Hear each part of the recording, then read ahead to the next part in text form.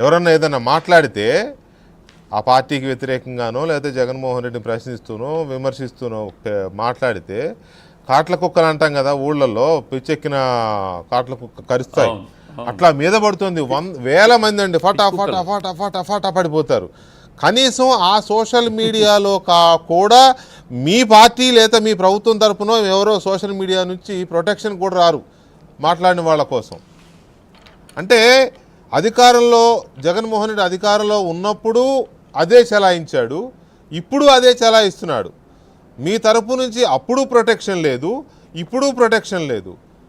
ఒకవైపు సోషల్ మీడియాలో, ఒకవైపు ఫీల్డ్లో అదే పరిస్థితి. ఇప్పుడు ఆయన చెప్పింది అదే, బాలకోటే గారు చెప్పింది అదే. సో ఇవన్నీ కొంత ఒక రకమైన ఆవేదన కలిగిస్తున్నాయండి జనాలకి.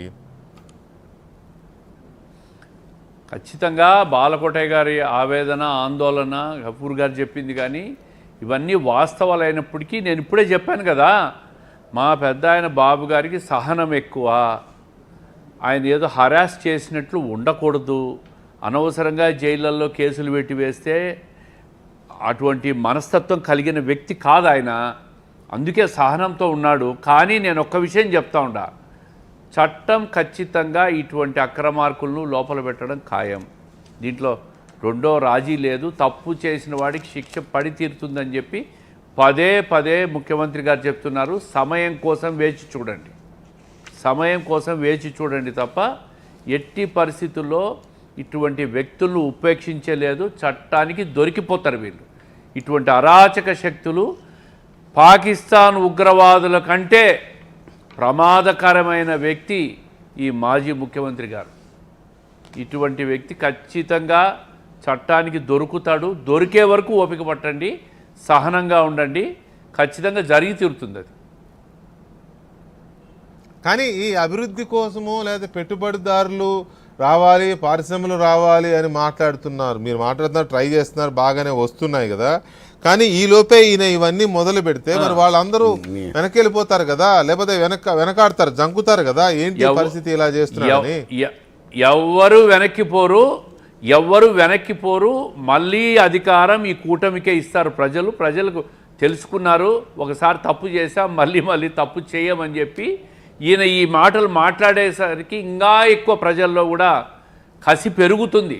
మంచి ప్రభుత్వాన్ని కొనసాగించాలా అని చెప్పి అదేవిధంగా పెట్టుబడిదారులు, పారిశ్రామికవేత్తలు అందరూ కూడా వస్తారు, ఎక్కడికి పోదు.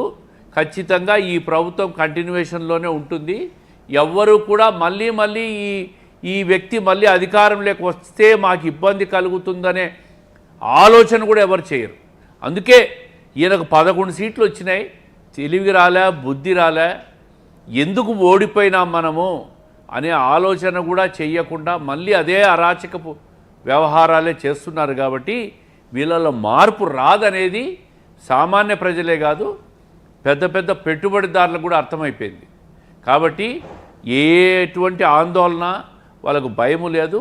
పెట్టుబడులు వస్తాయి, రాష్ట్రం ముందుకు పోతుంది, కేంద్ర ప్రభుత్వ సహకారం ఉంది, కేంద్ర ప్రభుత్వం కూడా చూస్తూ ఉంది. ఇటువంటి అరాచక శక్తులను ఏరి పారేసే సమయం చాలా దగ్గరకు వచ్చింది. మీరు చూడండి, రాబోయే 3 నుంచి 6 నెలల లోపల ఏం జరగబోతుందో ఈ రాష్ట్రంలో. ఇటువంటి అరాచక శక్తుల పట్ల రాష్ట్రం కానీ కేంద్ర ప్రభుత్వం కానీ ఒక్క మాట చెప్పండి శ్రీనివాస్ రెడ్డి గారు. ఇప్పుడు గఫూర్ గారు అన్నది, బాలకోటే గారు అన్నది ఒక మాటలో ఒక సారూప్యత ఉంది వాళ్ళిద్దరు చెప్పింది. కేసులన్నీ వీక్ అయిపోతున్నాయి. ఉదాహరణకు లిక్కర్ స్కామ్ చూడండి, ఓటర్లకు డబ్బులు ఇచ్చారు అంటే అది వీక్ అయిపోయింది, అది కూడా చల్లబడిపోయింది, చప్పబడిపోయింది అని గఫూర్ గారు అన్నారు. బాలకోటే గారు ఏమన్నారు, ప్రతి కేసు తాడేపల్లి దాకా వెళ్తుంది, అక్కడ ఏదో లక్ష్మణ రేఖ గీసినట్టు అక్కడ ఆగిపోతుంది అని చెప్పి ఆయన అన్నాడు. అంటే చూసేవాళ్ళకు కూడా కాదన్న, ఒక నిమిషం, చూసేవాళ్ళకు కూడా ప్రతి కేసు ఎవరెవరినో పట్టుకొస్తారు, అయిపోయిందిరా ఇక తాడేపల్లి తలుపు కొట్టబోతున్నారు పోలీసులు అనుకుంటారు, అంతే, మళ్ళీ వెనక్కి వచ్చేది సముద్రం. అలా ఒడ్డుదాకా వచ్చి వెంకటకృష్ణ గారు చివరి సాక్ష్యాలు, ఆధారాల వరకు కూడా వారం రోజులు చూడండి ఫలితాలు అని చెప్పారు, డిబేట్లలో చెప్పారు. అవును రోజులు చూడండి, అవును, వారం అయిపోయి, నెల అయిపోయా. చెప్పండి శ్రీనివాస్ రెడ్డి గారు, శ్రీనివాస్ రెడ్డి గారు చెప్పండి. చివరి ఆధారం, లేదు పోలీసులు కూడా కేసును చివరి సాక్ష్యం ఆధారాల కోసం చివరి వరకు పూర్తిగా సేకరించిన తర్వాత ఒక్కసారిగా మీరు ఫలితాలు చూస్తారు. ఇటువంటి అరాచక శక్తుల వల్ల పట్ల సిట్ కానీ పోలీస్ వ్యవస్థ కానీ రాష్ట్ర ప్రభుత్వం కానీ ఏ విధంగా చేస్తుందో మీరు చూస్తారు కదా, రాబోయే రోజుల్లో చూస్తారు కదా. చూసిన తర్వాత మళ్ళీ ఆ రోజు మీరు చెప్పింది కరెక్ట్ అని అంటారు. ఇదే మళ్ళీ నెక్స్ట్ డిబేట్లో ఎప్పుడో రోజు పెద్దలు గఫీర్ గారు కానీ బాలకోటయ్య గారు కానీ తప్పకుండా